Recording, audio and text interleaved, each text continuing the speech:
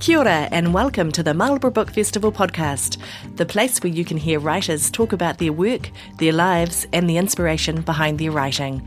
I'm Sonia, the chair of the committee. The 2023 Marlborough Book Festival was a fantastic weekend and we are looking forward to sharing the recordings with you very soon. For now, enjoy this great session from the 2022 Book Festival.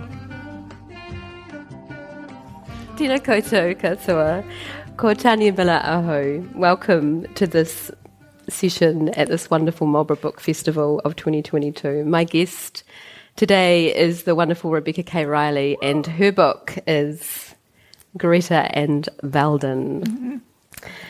So I kept hearing about this book.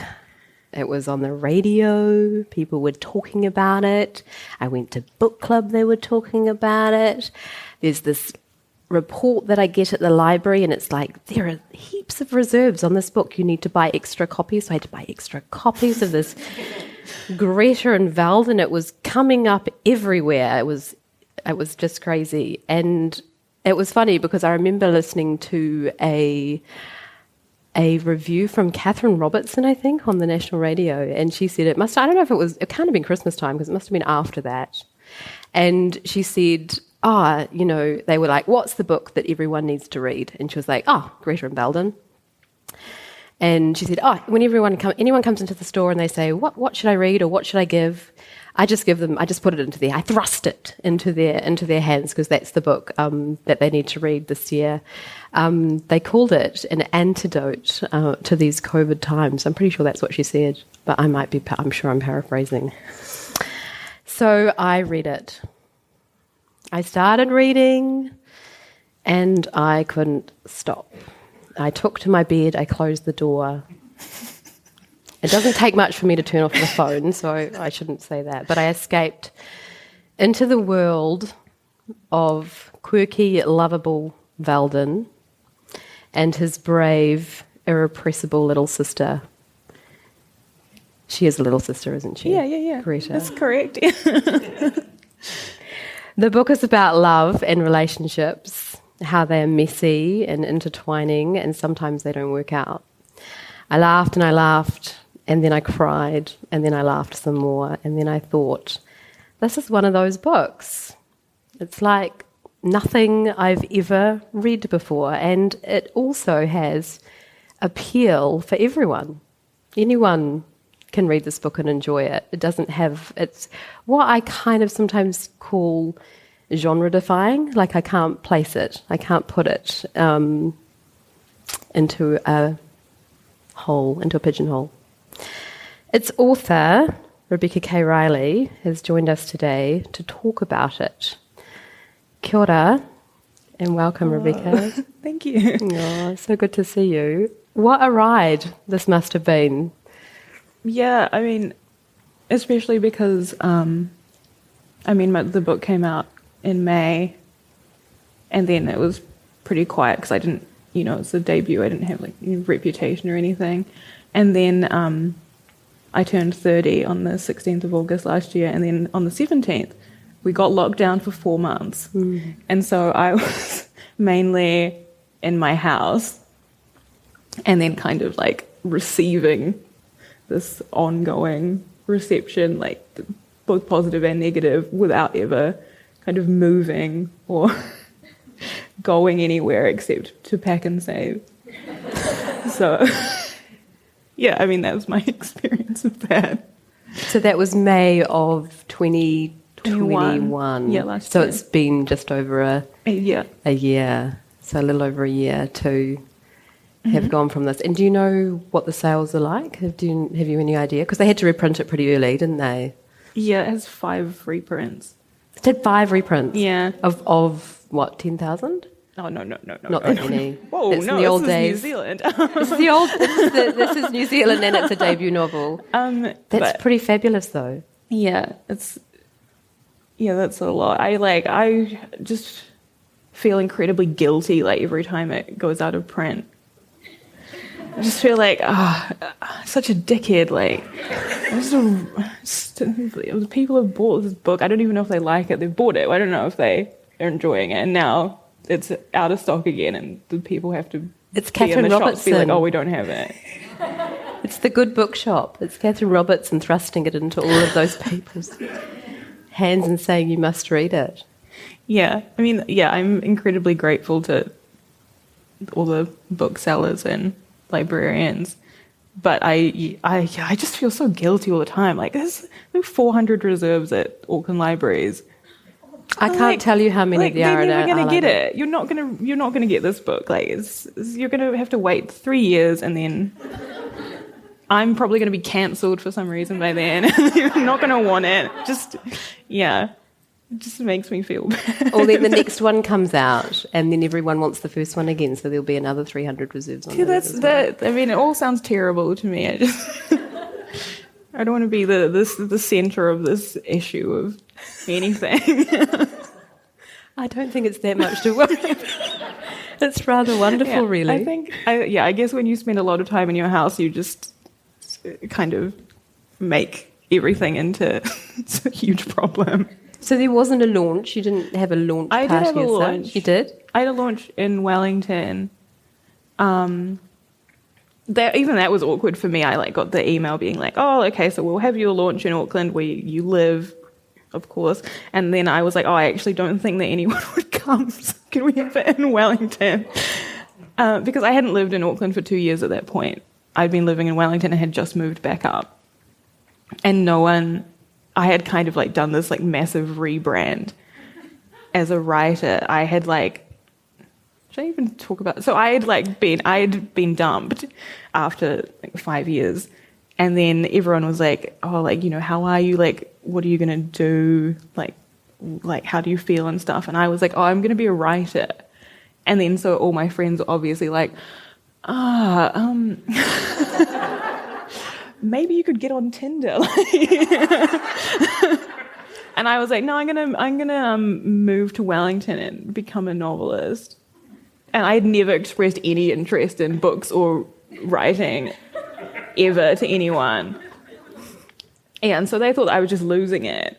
And I just remained confident. I was like, no, it's gonna work out. I'm gonna apply for the MA at Vic, and yeah, hopefully I'll get in, and then I'm just going to write this book. And then so what had you been studying? That. What had you been studying before? German literature. Yeah, languages. Yeah, I did my undergrad in European studies. This is why people think that I'm Russian. No, they think you're Russian because your character's Russian. Yeah, people think I'm Russian because the characters are Russian, but I just know a lot about Europe because I have a degree in it. And then I was like, in the olden times before COVID, I was trying to go to every country in Europe, backpacking. And then I had 6 left, and then that phase of my life ended. Are you going to go back for the other 6?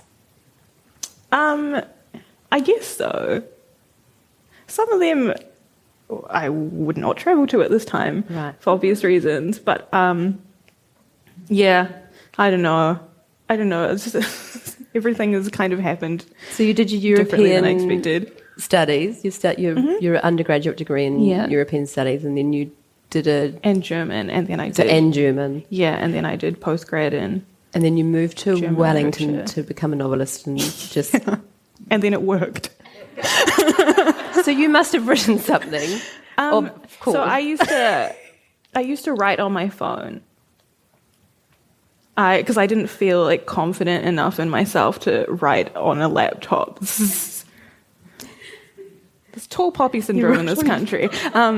I used to just write on my phone because I was working in this call center and I was just crying all the time. I just hated it so much. And then on the lunch break, I would stand outside behind the car park and I would just type these scenes on my phone. And everyone hated me because I didn't come to the lunchroom and hang out. So I never got invited to work drinks or anything. And they were always like, what do you do all of lunchtime? And I wasn't like, oh yeah, I just go outside and cry because I hate this job so much. And then I write my little stories about my imaginary friends. But yeah, that was what I was doing. I never told anyone about it.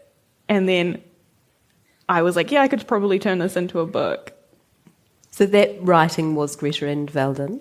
And the others. And the others. I mean, like, and the other characters in. And Greta and Valdin. And who are now in Greta and Valdin. Which, like, I consider it to be one book.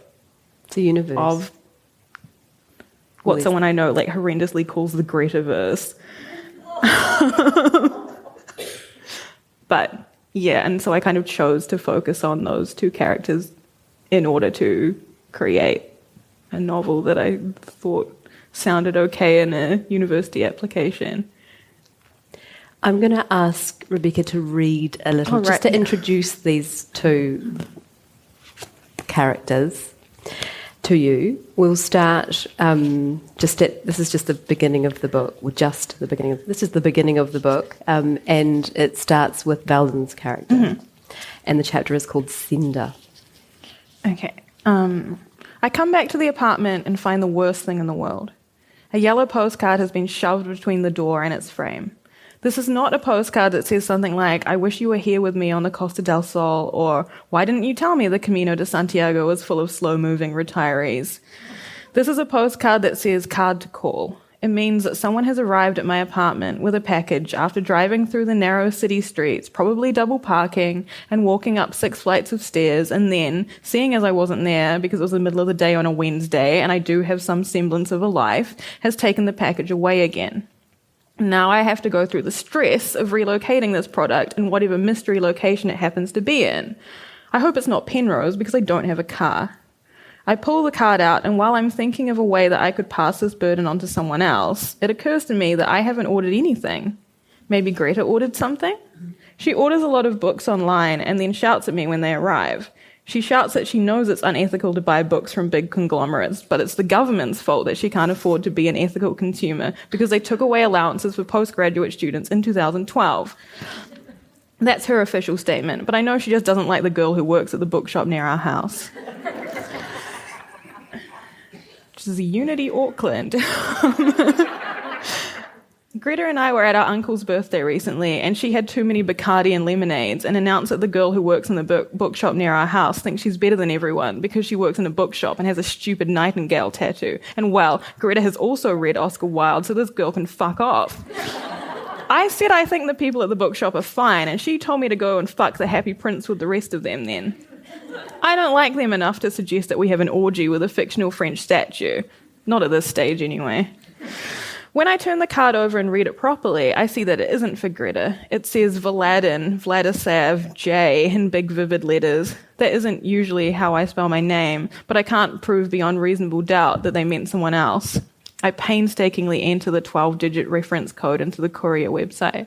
The package is at the depot on Victoria Street West, which isn't far away, but it's hot, and I want to go inside.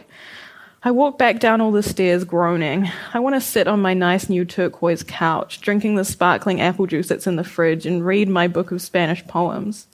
I don't like reading about pain and trauma. I have the Al Jazeera app for that. And at the moment, for personal reasons. I don't like reading things about people being in love with each other either. Greta studies comparative literature, and I can hear her exclaiming things in her room all the time, like, oh my God, this man's just bloody jumped out the window because of hyperinflation. Oh, Jesus Christ, everyone's got cholera because the warning posters are all in Italian. So I did a degree in German and read Death in Venice and then turned it into this one joke about... A book about the beauty of the desert and sea and mountains and other Spanish landscape features avoids such things for the most part. I don't let myself consider going back inside as I leave the apartment building. I have to follow through with everything I plan to do. If I don't, I feel as if I've upset the natural order of things. Sometimes when I think things aren't going as I would like them to, I burst into tears or throw up. It's so bad. It's so embarrassing. I can't handle people cancelling plans with me. This happens, of course. Plans change all the time. I wish I could be chill about things like that. I wish I could receive a message about not wanting to go and see the new remake of Pet Sematary because it's actually supposed to be really bad, but I can't. I just say that I don't mind, but I do, and I go down to event cinema by myself because if I don't, I'll throw up in my just cleaned bathroom sink. Having OCD is so stupid. I wish I had something cool like double joints or purple eyes. I feel as if the pathways in other people's brains are like well-maintained Department of Conservation hiking trails, while mine are modelled on the dodgiest slides at Waiwera Thermal Resort after it was shut down. Yep.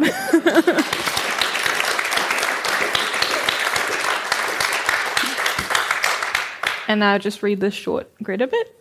Yes? Okay. Do you want me to contextualise? Yeah, context it up. So we're just now going to read a little bit introducing Greta. Mm-hmm. And she has a crush on a fellow university worker. She just works at the university, doesn't she? Yeah. She also a student? She's a PhD student. She's a PhD, Holly. And Holly's a bit hot and cold, right? Oh, Holly's the worst. Why would you like her? Anyway, sometimes we can't choose who we have a crush on. Yeah, in our master's class, everyone was like, you know what, I think Holly's kind of fine. I think Greta got confused, so I just made her worse and worse. I was like, there's no confusion to be had here. Holly stands in front of 2 stacks of poster board with her hands on her hips. How are we going to do this, she asks. How are we going to do what, I ask. It comes out a bit bewildered and suggestive. I have to carry these down to the gallery on Shortland Street, didn't I say? Ah, she definitely did not say that. How far away is that, 850 metres? I'm not sure how many metres, Greta. I pick up half the board straight away. They're A1 and they're heavy as fuck. I have long arms, but they're quite similar to twigs in terms of breadth. Holly surveys me. Are they too heavy? Should I get someone else? No, this is fine. Not a problem at all. She picks up the other boards with minimal effort. She has a much more suitable physique for doing things like this. I'm quite good at origami. Should I bring that up? Maybe later. I open the door with my knee and we trundle back to the elevator. I press the button for the ground floor with my knee as well. Holly laughs. Are you trying to show me your dexterity? No, I don't need to prove anything to the likes of you. That's true. I have seen you open a bottle of pre-mixed gin and tonic on the side of a bus shelter. I pause. Then I say, I'm also very good at origami. Go on then, she says, looking down at the boards. We're standing close together in the elevator. Our elbows are touching. I can't do it right now. I need zen. Are you saying I'm not zen? I shake my head slightly. You are absolutely not zen. You're ruckus. I'm ruckus. Someone in my stage 1 tutorial said that. I say, he said Chaucer was ruckus. We step out of the elevator on the first floor and walk through the foyer, past the German receptionist who's always hated me, and through the courtyard. I used to meet my dad after school here on Wednesdays. He would call it his standing Wednesday 3:30 to make me feel important. He would get sushi and coffee. I had hot chips and a blue Powerade. There weren't a lot of options back then. Now there are tacos and crepes and all sorts, sold from inside painted shipping containers. Maybe Holly and I can get crepes after this. We could go to the Carpety store and get ice cream.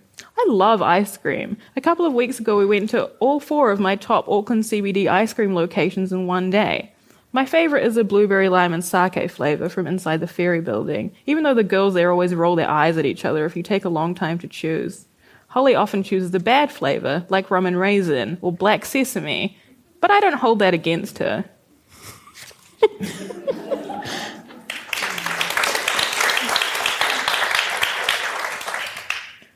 So life's quite complicated for these characters?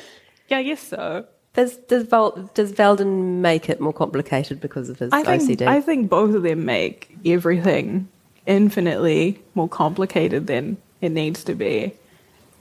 But I guess from my perspective, I think that Greta is actually worse than making mountains out of molehills and everything. It's just that Valdin's like older and he kind of recognises what he's doing or why he is how he is, but Greta doesn't. She thinks that she's normal. And so these are not normal people. And these characters are brother and sister. Yeah. So there's a sibling relationship going on, quite an intense one because they live together. Yeah. And why do they live together? This is a thing that everyone who doesn't live in Auckland or Wellington is like, why do these people live together? Because we can't afford anything else. And when you're a weird person, you don't want to live with, 8 strangers. Especially like when you get older.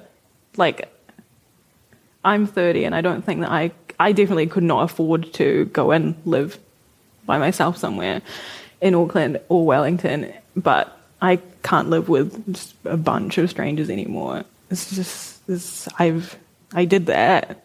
It was extremely difficult, and I wouldn't do that again. So it makes sense to me that they would be like, okay, we can tolerate each other. So for financial reasons, that's how we'll do things. I think at the time of this book that Valdin has a little bit of money because he's got this TV job.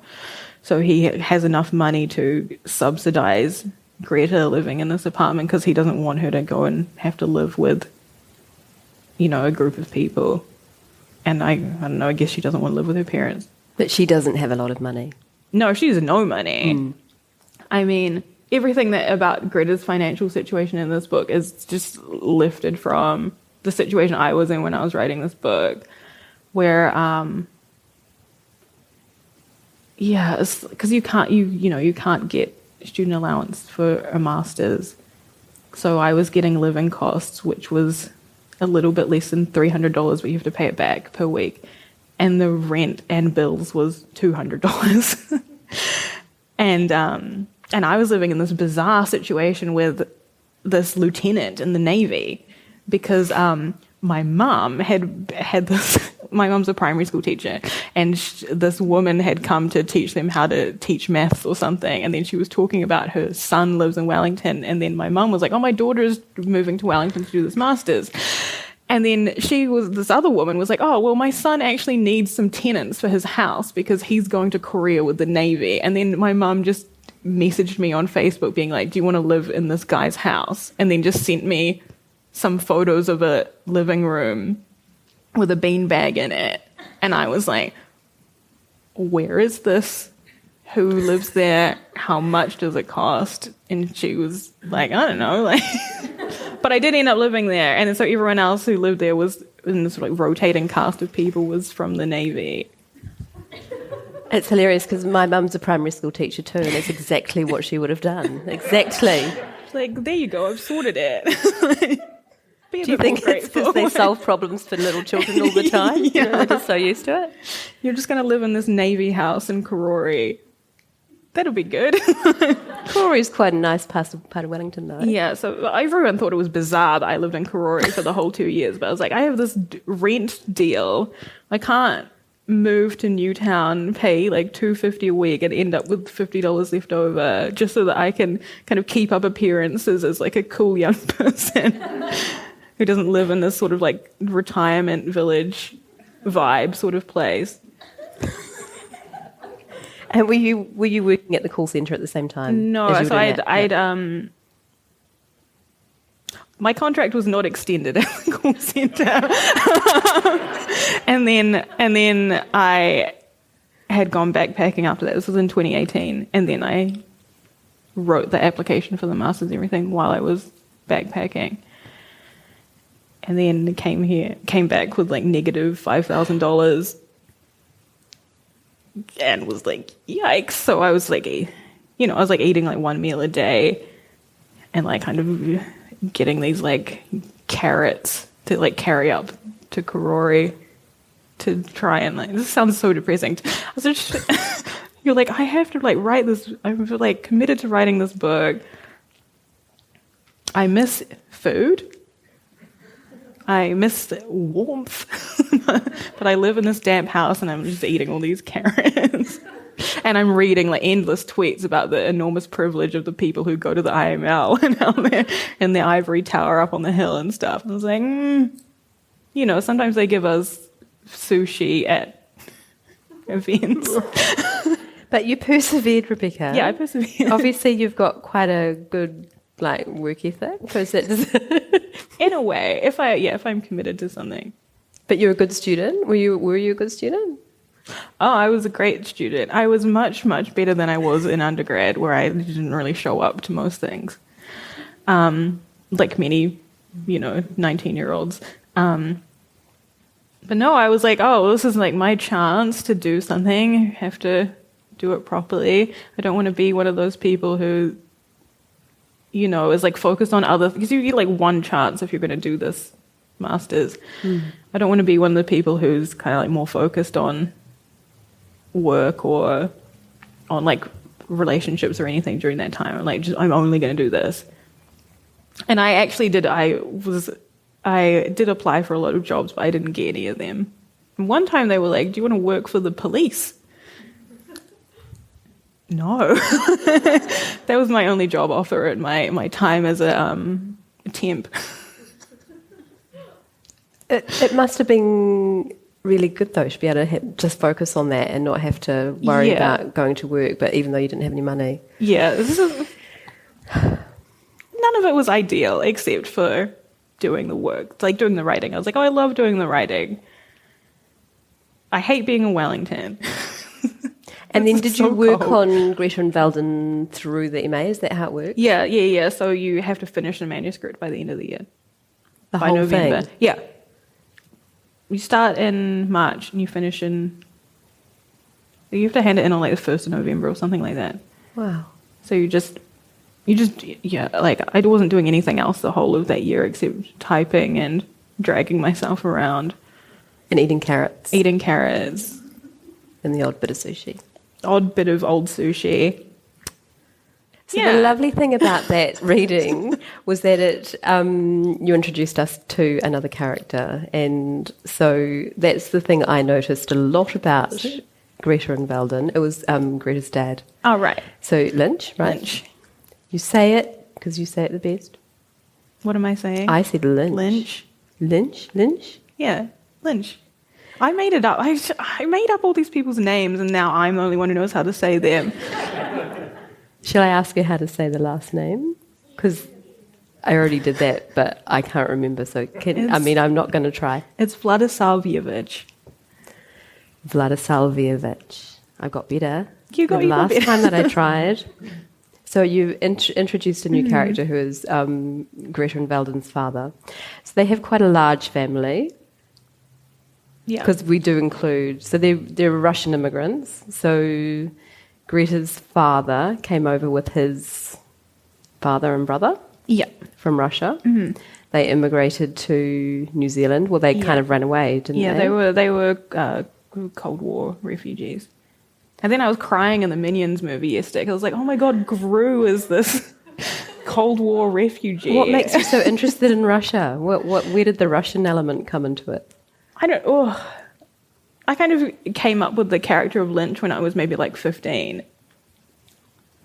I don't know what I was doing then.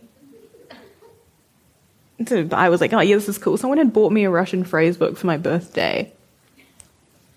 And I was just... This was like 2007 maybe. Like Zooey Deschanel was really big. Everyone was a quirky girl. And then I was weird, so I was, you have the I don't know if anyone went to school in the 2000s, but if you're a bit weird, you have the choice of being a cat girl who thinks she's a cat, or have a bit more of a quirky girl like Zooey Deschanel. So you go with that. You wear like a polka dot dress if you have to.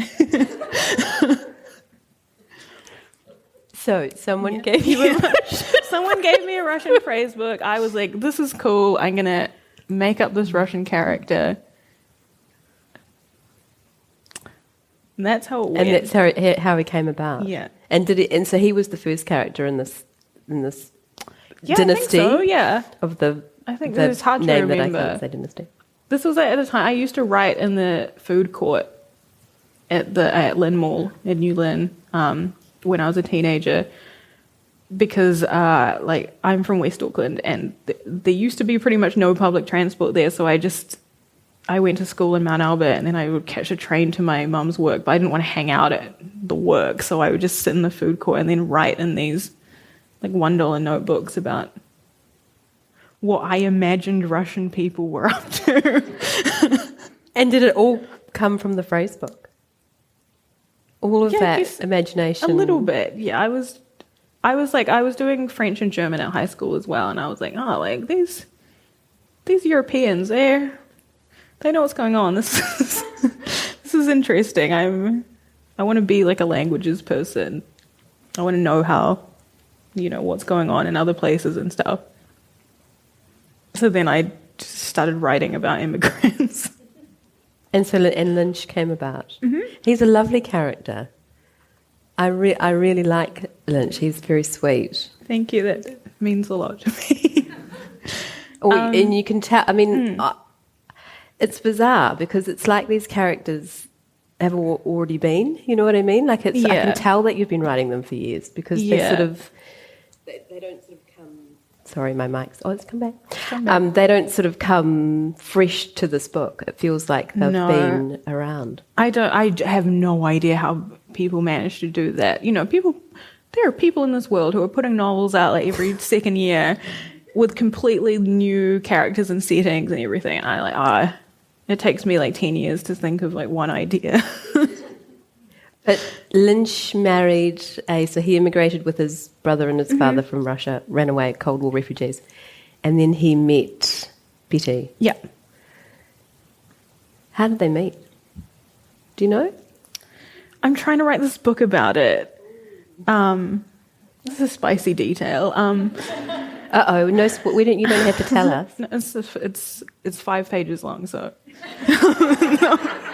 not much to spoil. But they met at university, like through mutual friends. So not exciting. I could have made anything up. Like, oh yeah, it's mutual friends. But no, you go ahead. No, I don't know. They just liked each other. And it's interesting because did I hear somewhere that you started writing their story before you wrote Greta Valdin's story? So and then I had to age them up. Yeah, because one thing that I really got from this book is that I felt like your generations, like you were I don't know what age do you think Betty and Lynch are? Maybe 50s? Yeah, they're not that old. Well, it's kind of like everyone talks to each other just like they're the same age. Like there's no kind of, which I really love, I really love. It's respectful, Like I guess I think to me, in a way, they're not really of an age. Of a time. Partially because I've been writing them for so long that it would feel strange to me to write like super modern. And I talk how I talk, so I'm not having to think like, all of the things I say are so modern, I'd better not include this kind of vocabulary in case it like dates the book or anything. They just exist, and then I've kind of had to put them in the world. Sometimes I feel weird when they have like technology and stuff. There's that lovely scene where Valdin has to go and help. Who does he have to help with his laptop? Oh, Tony. He has to help Tony with his laptop, his uncle. His laptop, yeah.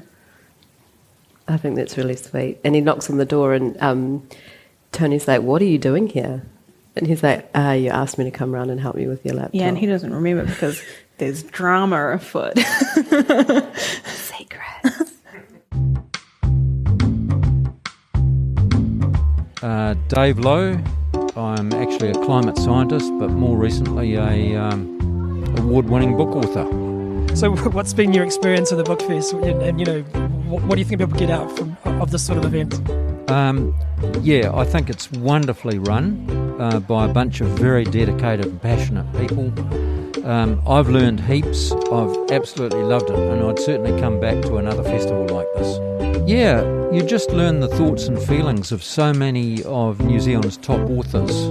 We've just heard from Lloyd Jones, for example, and you're going into a different world, a different space, learning things that you never really thought about before. It's incredible. Good on Blenheim Marlborough for putting on an event like this. Fantastic.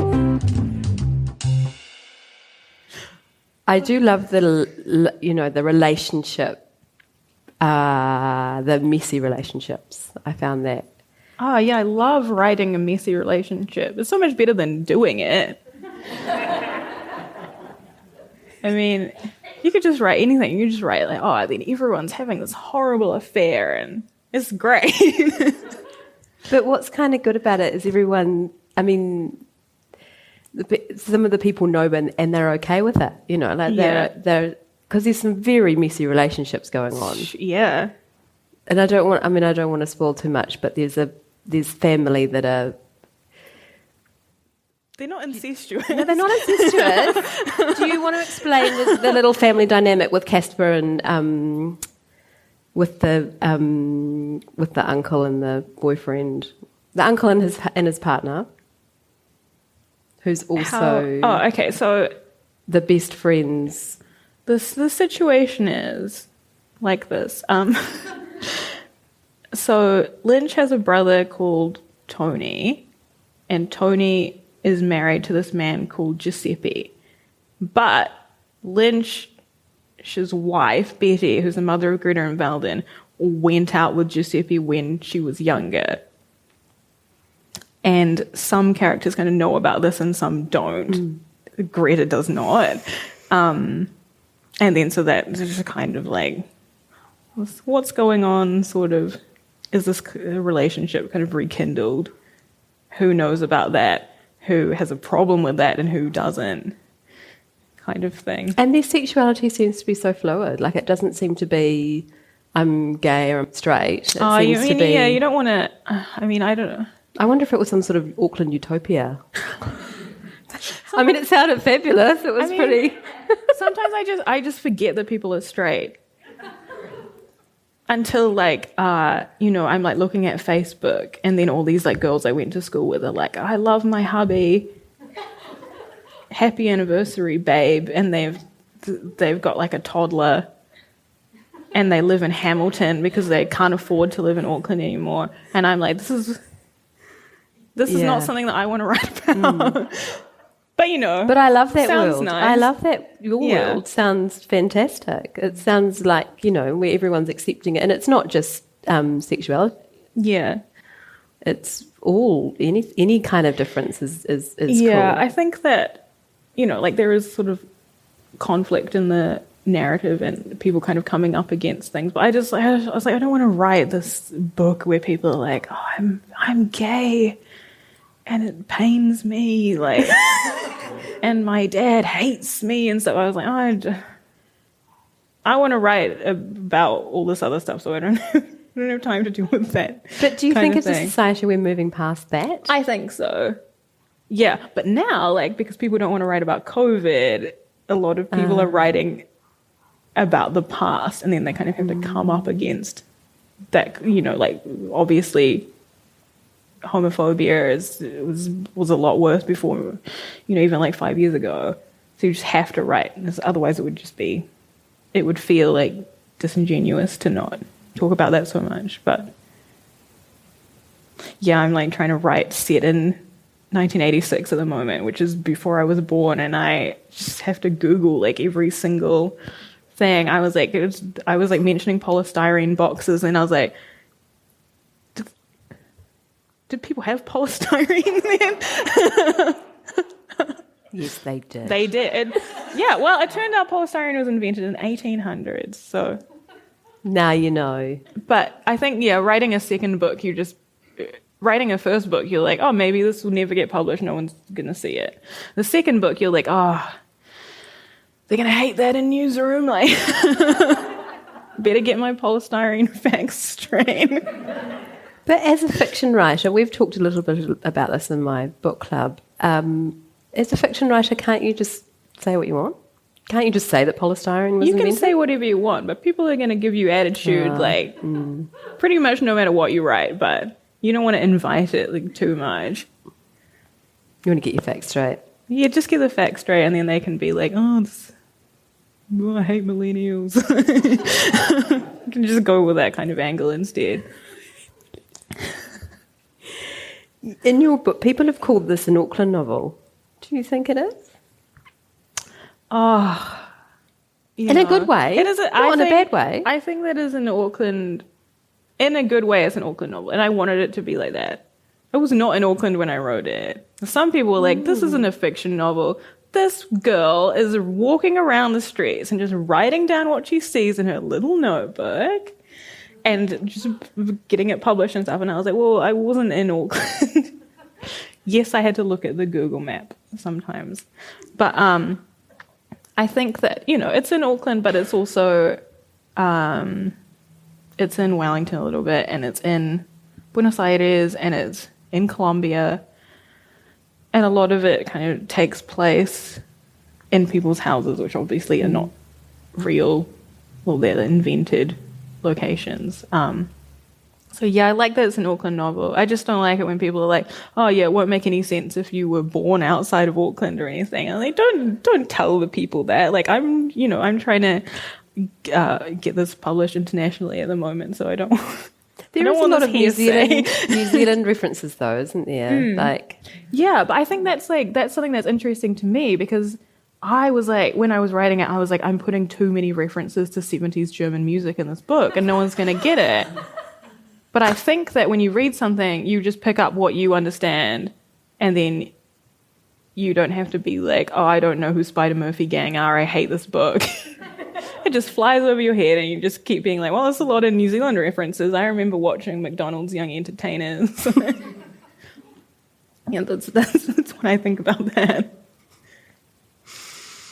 Oh, hilarious. And so I love the scene in Wellington with the GPS. Sorry. There's a fabulous scene in Rebecca's book. I should have got you to read that bit. Sorry. So I don't have a GPS tracker on my phone, but apparently you can get GPS trackers, and they're walking through Wellington Bush, and I think it's those sort of evocations of those places that people are talking about when they're calling it an Auckland novel. Yeah. Or it's definitely New Zealand. I love place, so. Yeah. And you can tell you've lived those streets. I mean, you can tell that you've been in all those places in Auckland, because you talk about them all. Yeah, the thing with the GPS is that in the scene that Greta's lost, and then she kind of looks in this Find My Friends app to like see if there's like anyone around who can help her, and then her ex happens to be walking up the road, and so she contacts him. And then later in the book, it's kind of revealed that their dad like looks where they are on Find My Friends all the time. But I wrote that because my mum looks where I am on Find My Friends all the time instead of messaging me. So, like, every day she's like, well, I'll be like, why didn't you you didn't see my message that, we needed this thing from the supermarket, I'm cooking the dinner or whatever. And she was like, oh, well, I looked on Find My Friends when I left work. You were at the mall, so I didn't need to deal with you. Or like when I because I have to go away a lot at the moment, she never messages me saying, like, did you get your flight all right? Like, do you need me to pick you up or anything? She just sees that I've left Wellington Airport and then just arrives at Auckland Airport and waits, which is, like, nice. But sometimes I'm like, this is, we're living in a dystopian future where I'm 30 years old and I'm being tracked by my mother. Seriously. That's why I don't have that on my phone, because I know my mum would do the same. Well, yeah, my friend first made me get it because I went to Australia and I was going to be spending time with people I hadn't met before in person, and she was like, well, you've got to get the Find My Friends and we'll be checking where you are. That's how it all started. Were you quite young when you travelled over in Europe? Because you're quite young now, so you must have been quite very young. I wasn't. What is youth? I lived in Germany for a year when I was 22. We did a lot of things that year, and then when I was backpacking, I was like 27. And did you write overseas? No, except, when I had to write 20 pages for this university application, and I hadn't done any, and I kept being like, oh, I'll do it when I get to Kosovo. Like, what was I thinking? Like, and then so I had to write it in the hallway of this Greek hostel because I was running out of time. It was the last day. I was just like, I can write 20 pages. That's fine. And then all these people keep walking past me and being like, oh, are you working remote? Are you... they call it like, they're like, oh, are you a digital nomad? And I was just saying yes. Sorry, I think my mic's not working now. I was like, are you going to start asking questions? First I was like Madonna, now I'm like, I don't know, who has a handheld? Katy Perry. I mean, me at the last festival I went to, This is you? we were holding our minds. This isn't working either, though. No, I think it's okay. Yes, Can everyone it's hear me? working. I wanted to ask, because there's a lot of sort of dialogue-driven narrative in this book, which I love, and it's hilarious. I want to know why you wrote a book and why you didn't write like for screen or for It's because I TV. hate working with other people. And you have to do that when you're So when I was 18, I enrolled in the Bachelor of Performing and Screen Arts at Unitec. Pretty much everyone who was in the acting part of that course is now on TV all the time. Like all the people on 7 Days and stuff. They're a great program if anyone is a teen actor. But I was I was supposed to be in writing and directing, and then they kind of changed the course to just screen production, which was a lot of kind of like planning budgets and getting coffees and this kind of stuff. And I was like, this course is costing like $10,000 a year. I don't want to work on a film set. I had gone in there wanting to write plays. So I just dropped out. And then I was like, okay, well, I'll just go back to German language then. But yeah, like even when I was a child, I was like, oh, I want to be a playwright. But now I'm like, I just had this negative experience, and now I'm like, oh, I don't want to be with all the people and the run sheet and the applying for CNZ funding, and you're like getting made fun of by the taxpayers union. But when they approach you to write the script for someone this, else. will you write it? I don't know. It could be a play. It doesn't have to be a film, but a film will make you more money. Yeah, I'm like, one of my personal issues is that I'm like not motivated by money, and then everyone's always like annoyed at me for not kind of pursuing any sort of financial gain or sending in invoices or anything. Yeah, I mean, I love theatre. I've been thinking I love theatre because someone in our group chat recently saw a play and then messaged us saying, I don't think theatre should exist as a form. Which was wild. And then I like realized in my heart that I love theatre. I'd seen the play too. It was amazing. But I don't want to be a theatre maker anymore. When I was a teenager, I was in all the plays at school. I was obsessed with Shakespeare. I played Aaron in Titus Andronicus, which is a villain character. Yeah, but I haven't thought about that for a long time. I'm just getting a little conscious of the time. I'm trying to see what it is because we're both wanting to see what it is. I would really like you to read Cake. Okay, should I just read it really fast? No one wants that. I'll just read it properly. When I asked Rebecca to read this chapter, she said, why do you want it? It's so sad. And I said, it's my melancholy nature. The book is really funny, but there are some really poignant moments, particularly to do with the relationship between the two siblings. Have you got it? Do you want me to tell you the... Yeah, what page is it? I'll find it. Cake, it's on page 228. Okay. Okay. And just a little bit of context. So Valdin, I love this about this book is that Valdin is in love, and he magically, like it is like magic, finds himself being able to see his ex again, and he is in Argentina, and he's reconnected with this love, and he's supposed to be coming home on the plane, and Greta, being the little sister, is can't wait for him to get home. Okay. Today is the day that V is coming back, and I see it as an opportunity for a cultural reset for me personally. Things have not been going well for me. My not knowing what I want to do after I finish my master's has turned into an issue. I can't stop worrying about it. I stay up all night doing government careers aptitude tests that tell me I'm best suited to being an actor or playwright. True, the job opportunities are described as poor and the pay starts at 0. I can't retrain as a lawyer because I've used up my lifetime limit on student loans. I can't be a viral internet sensation because I'm over 25. I've eaten 400 pieces of sushi and nothing else. When V comes back, he can buy me hot chips and a Mexican Coke, and we can talk about his problems instead of mine. I want to see him so much, his stupid 2 tall presence in our house built for normal-sized people. I think that's what's going to make me feel better. I check my bank balance and I have $7.49. I use this to buy cream cheese, 2 bananas, and 2 loose eggs from a superette I know that sells them like that. I need to buy milk as well. I can't afford a whole bottle, so I get a little UHT carton with a straw.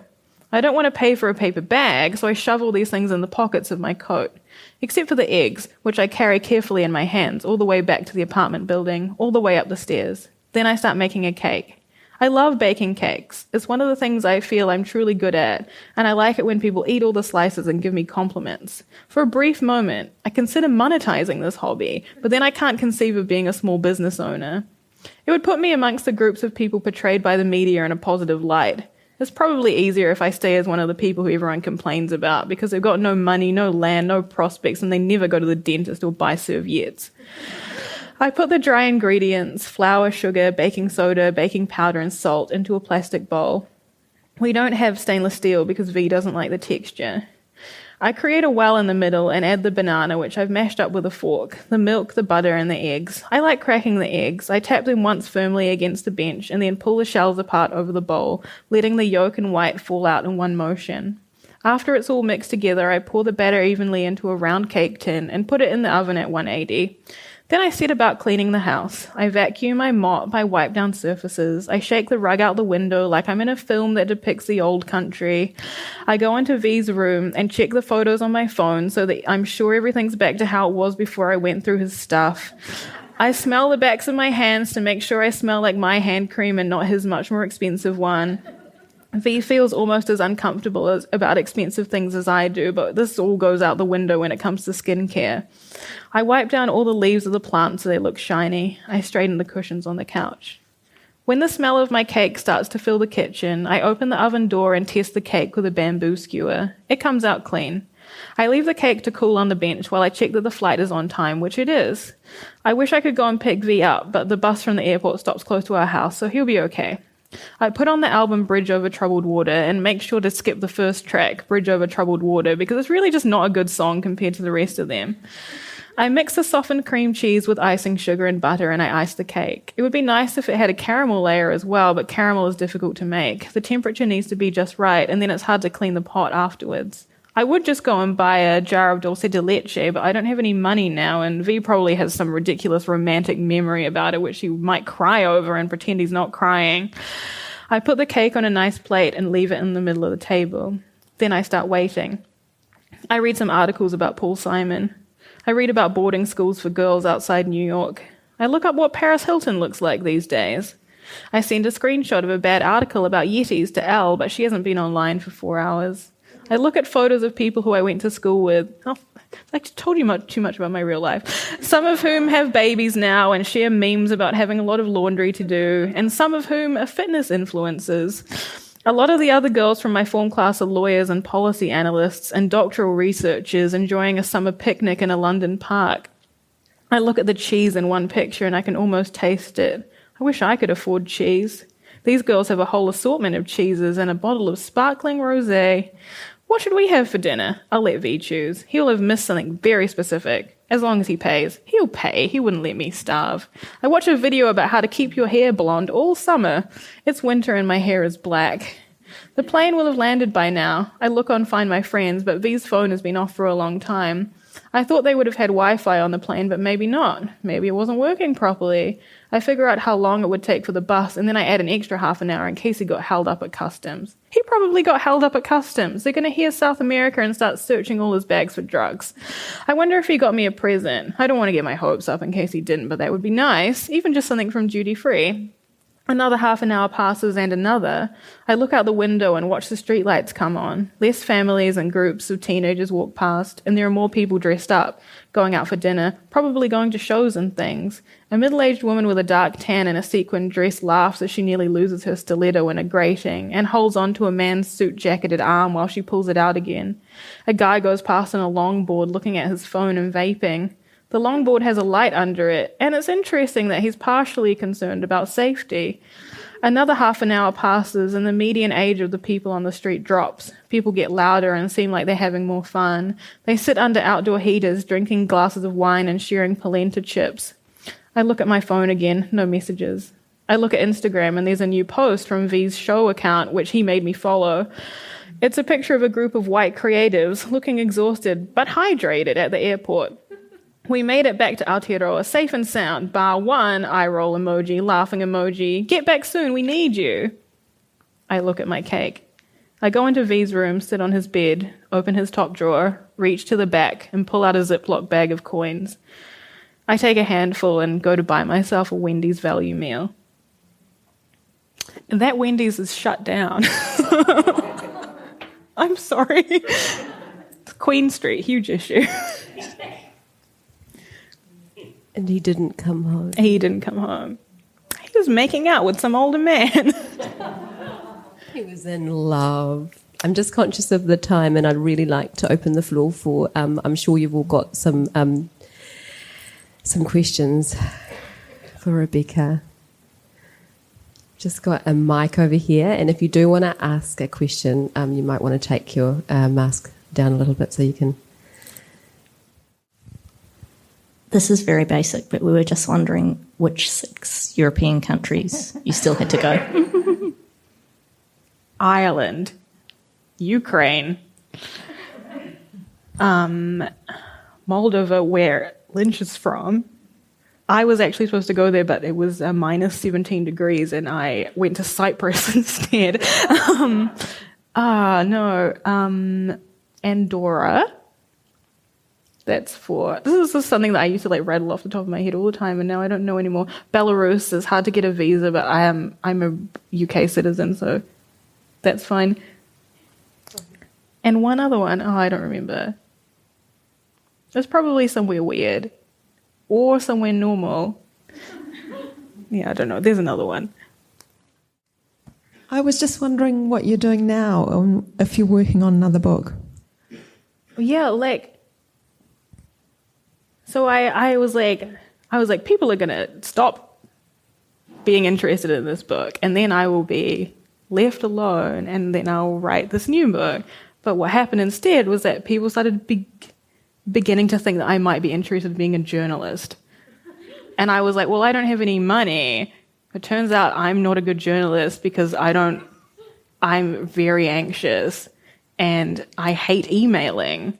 I don't even look at my own emails. Mikey has to read them for me because I just panic. And then so I was like, I can write some of this non-fiction. And then so that's been the last 6 months realizing that I'm bad at being a journalist. I don't have a natural curiosity about current events. I have an essay coming out on the spin-off this Sunday though. So It's about this very Auckland concept of being a commuter child, where I think, late 90s, early 2000s, it was like seen as like the good schools were in central Auckland, and that's where you had to send your children, even if that was something that you could do for your children, was to get them into one of these schools. And then me and many other children would spend like hours a day on the train to like go and get our education. Now I kind of think that that's like a problematic view of things, that there are good areas and bad areas, and like good schools and bad schools. And just to put in that, Rebecca has also done another essay for Stuff, the Shorten Street essay. You must go and read this essay. Yeah, I also wrote an essay, but I'm fine with personal essays. I cannot interview someone. And she says she's not a poet, but the poem that you put in that essay is very funny. I think that it seems bizarre, but I think a lot of the writers who are, like on the scene, like in Wellington, are poets. It's like a big, big poet place. And then there's like 5 kind of keep to themselves novelists. And then I love singing. So I had kind of infiltrated this poet world because they go to karaoke all the time. But they're always like, oh, you novelists hate us poets and you never read a single poem. And you're like, I've bought all of your books. I go to all of your readings, not just because I think that there might be opportunities to sing afterwards. But yeah, I can't identify as a poet. I don't have that feeling of oppression on me. Read the Shorten Street essay. Do you find it weird how you've produced something with absolutely no apology, and I love that. But then there's this, maybe it's a millennial thing, I don't know, but there's kind of this thing of apology that also exists. Do you know what I mean? No, yeah. I just. Do you mean that people feel like they should feel bad for what they're doing? Sorry, I can't see properly. No, I just think that you've written something with, unapologetically, and it seems great. And I just wonder about the sense of sort of having to explain oneself outside of that. And sometimes it comes with caveats of, sorry, I didn't do this, I didn't do that. You know what I mean? Yeah, I guess so. I don't feel apologetic about this book. I don't think that I should have done something differently. And I don't know if this really links to the question, but my perspective on, a lot of things that come up a lot in literary dialogue about writing about trauma or depicting certain experiences or of oppression or of race or anything. I think that as many depictions need to exist as possible, and it's not one author's responsibility to kind of convey how things are for all people. And even, when people write things that I don't like, I don't think that, this shouldn't exist. Or, people write things that I find to be problematic. I don't think this shouldn't exist. I think that more things should exist to encompass this this extraordinary amount of diverse worldviews and experiences of everything. Yeah, so I'm this is my one book. Sometimes people are like, I hate this book because everyone's so rich. That's not the way things really are, and everyone goes to Europe all the time. And I'm like, well, my perspective is that there should be allowed to be books where people are Māori, but they've still been to Europe. But, whatever, dude, 1 star it if you want to. Yeah, and even I think when I wrote this book, I made the characters' parents own a house, which is not my reality.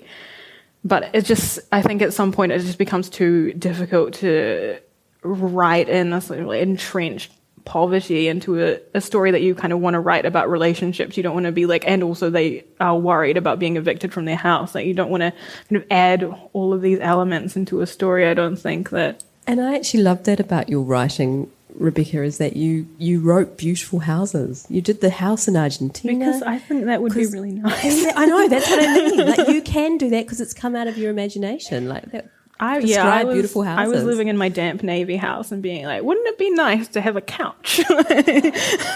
I will give it to my characters as a gift. Are there any more questions?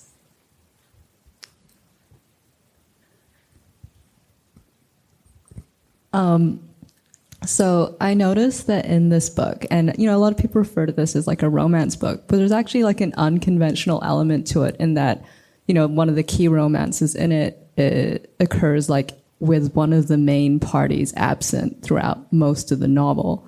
And likewise in that scene that you read out just at the end, that love that's depicted between Greta and Valdin is depicted through absence. Is there a reason that you chose to sort of make the romances or the loves occur with that kind of absence? Or I guess in love, like the time when you're most able to think about it, as the first person novel, is when you're apart. Like that's when the reflection occurs, and I guess that's when you can like truly see how things are. And maybe you don't get that so much if you're together and having to do the mundane sort of things that you just have to do because you're a person, even if you're in love. But I guess to me, that's where the kind of clarity of thought comes in for the characters, is when they're not with these other people. Especially even when Greta's in love with Holly in the beginning, when they are together, it's not a nice time at all. Holly sucks. She's sarcastic. She's always drinking whiskey and reading Naked Lunch.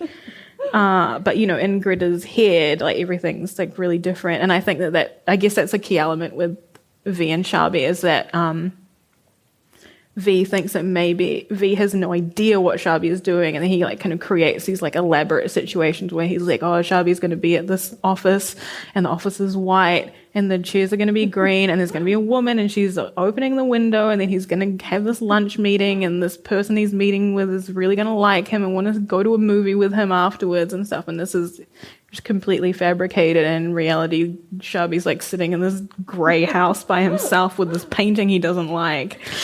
They're just waiting for something to happen because he feels like he's lost his love and that everything was his fault.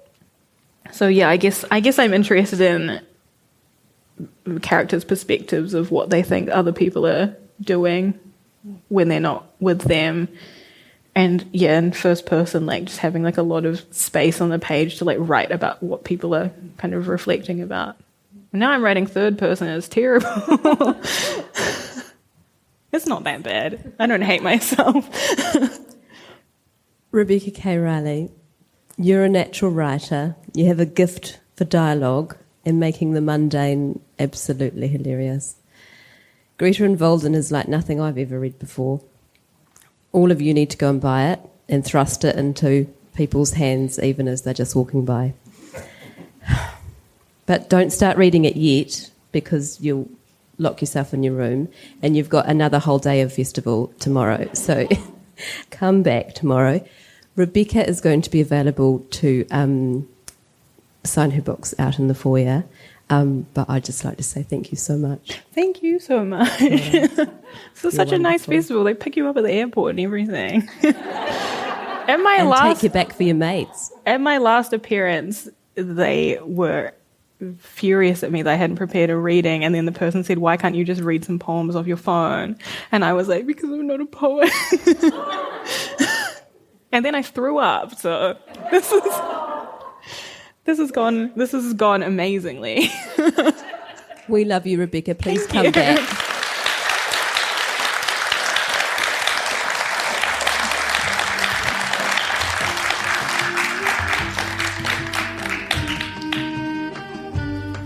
That was a great conversation from the 2022 Marlborough Book Festival.